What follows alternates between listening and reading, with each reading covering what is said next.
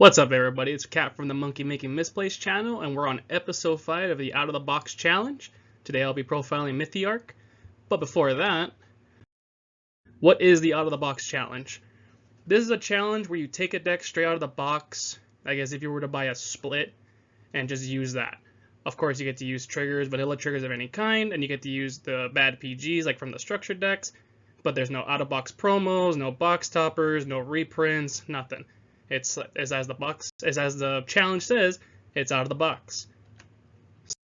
So this is the right line we're using. We're using the full Mythiarq right line, and as you see, we're gonna max out on all of the Mythiarqs because the cards care about them. You need like a certain number, and like the rabbit cares about boosting it. But just to go over it real quick, the grade 0, just your basic 1. The grade 1 and 2, respectfully, when they get rolled upon, they get to call themselves out of the soul to the rear guard, so it provides names, which is extremely helpful. The grade 1 allows you to give power to the front row if it gets called by an ability, which is nice as long as you have a grade 3 or greater Mythiarq. And the grade 2 allows you to soul charge, which is great that we have soul charging right off at the box, but that's not all this deck got, and I'll go over that when we get there. But first, the trigger units. As I said, you just get to use any vanilla triggers you want, and you can play any ratios you'd like. We just typically play the rainbow because that's how you get them out of the structure deck, and we just prefer 4 crits, 4 fronts, 3 draws, but you can mix and match however you like. And of course, the vanilla OT. You don't have to play the OT, but you know, it's part of the game, so we're just using it. The 4 perfect guards, as I said, just, you know, they're really good. Stop and attack. We are using the bad ones, as I said. That's because you don't want to use the good ones and out of the box challenge. It's to make it fair. It's as if you're using a structure deck. Starting with the grade 1s, though, we have Mythiarq Usasarster, and I will probably mispronounce every name on this because they all sound German or Spanish. But this guy is just Cool Rabbit with shades.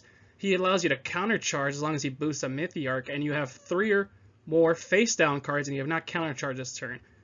A bit restrictive in the countercharge, but to get a countercharger straight out the gate is just really good.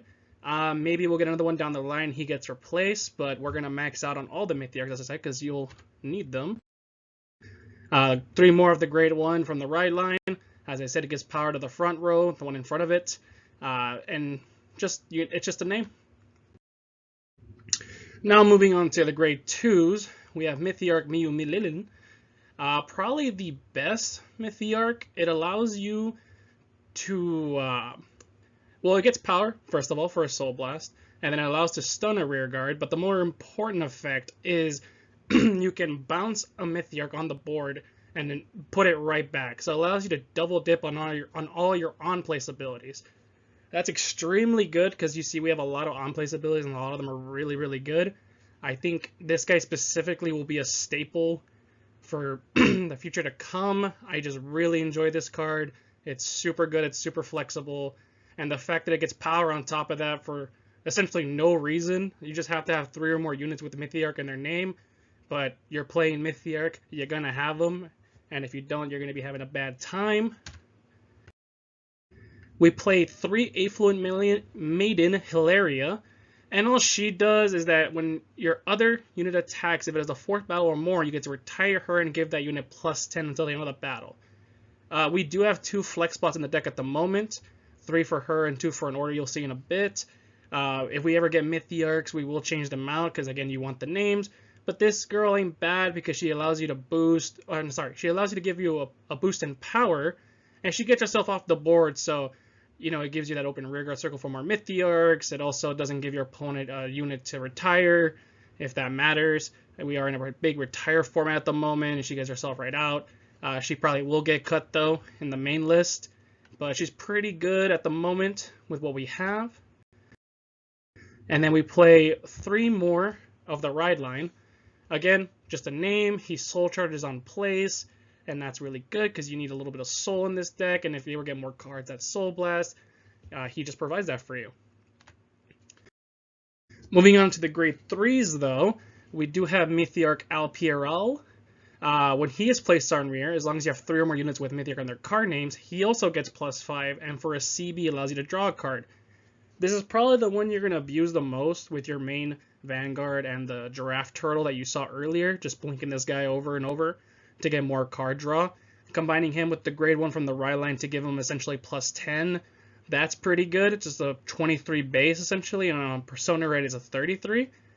Not counting the boost, of course. That's just a really big number. It's a great support grade 3, honestly. They gave this deck pretty much everything it needs to be successful. It's just sad that this is a heavy rear guard deck in a heavy retire format.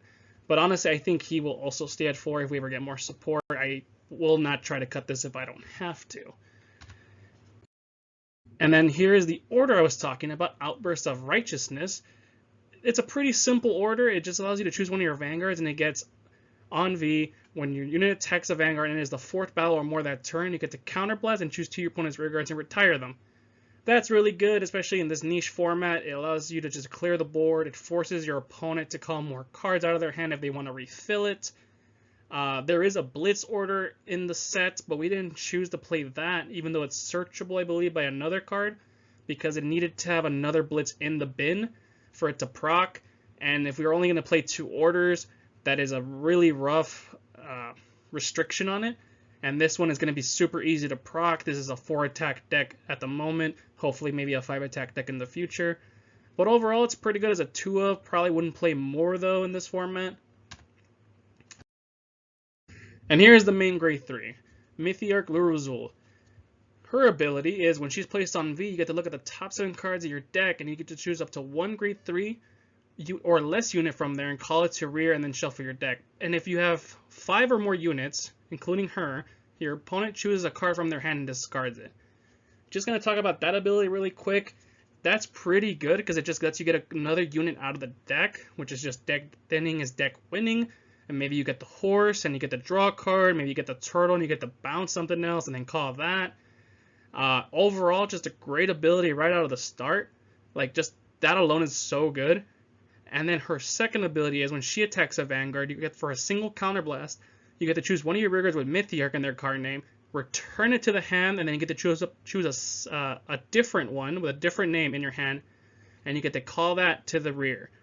That's what allows you to have 4 attacks in this deck. And again, really good. Just just looking at this deck from what it got and its first wave of support, it's amazing. I think this deck is so good, and I think it's so much fun to play. It's so much fun to pilot. You just have a lot of options, and as long as they keep printing cards with Mythiarq in their name, it could just become a really interesting toolbox deck. I'm not sure how they're going to take this deck in the future, what they're going to do with it. I hope these decks do get more support. This and Silhouette. There are other decks, because this is a manga deck, so is Silhouette. It came from the manga. Hopefully they print the other 2 because they also look interesting. But maybe as long as that manga keeps going and the manga it gets support, we should get those cards IRL. And that's going to be really interesting to see. But overall, pretty good grade 3. And that's pretty much it for the deck profile. In the next episode, we'll be having Ezel versus Mythiarq. I'm betting on Mythiarq winning because it's just better out of the box than Ezel is. Ezel has a huge issue with soul and whatnot. You probably noticed that from the last deck profile. But we'll see with the gameplay. That should come out Friday. This has been Kat from the channel. See you on the next one.